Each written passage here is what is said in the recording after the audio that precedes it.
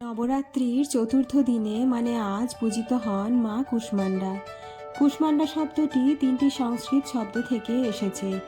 কু অর্থাৎ সামান্য, উষ্মা অর্থাৎ উষ্ণতা বা শক্তি এবং অণ্ড অর্থাৎ মহাজাগতিক ডিম, যা এই মহাবিশ্বের স্রষ্টা হিসেবে তার রূপকে প্রকাশ করে।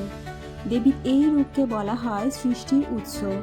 বিশ্বাস করা হয় যখন চারিদিকে ছিল নিশ্ছিদ্র অন্ধকার, তখন মা নিজের দিব্য হাসি দিয়ে সৃষ্টি করেন পুরো ব্রহ্মাণ্ড। এই কারণেই তার নাম কুষ্মাণ্ডা, অর্থাৎ কুমড়োর মতো ছোট্ট ডিমের ভেতর থেকে সৃষ্টি করা বিশ্ব। মা কুষ্মাণ্ডার 8টি হাত রয়েছে, তাই অষ্টভুজা দেবীও বলা হয়। তিনি ধারণ করেন চক্র, গদা, ধনুক, বাণ, পদ্ম, কমণ্ডলু, জপমালা, অমৃত ভরা কলস।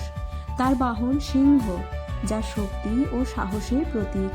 মা সূর্যালোকের অধিষ্ঠাত্রী, তাই তার দেহ থেকে নির্গত হয় অপরিসীম জ্যোতি ও শক্তি, কারণ তিনি সূর্যের কেন্দ্রে অবস্থান করেন, যা তাকে অসীম শক্তির অধিকারী করে তোলে। যে ভক্ত নিষ্ঠা সহকারে মা কুষ্মাণ্ডার পূজা করেন, তাদের জীবন থেকে দুঃখ, রোগ ও অশুভ শক্তি দূর করে ভক্তদের আয়ু, যশ ও শক্তি প্রদান করেন। মা কুষ্মাণ্ডা আমাদের জীবনে আলো, শক্তি ও ইতিবাচকতা নিয়ে আসেন।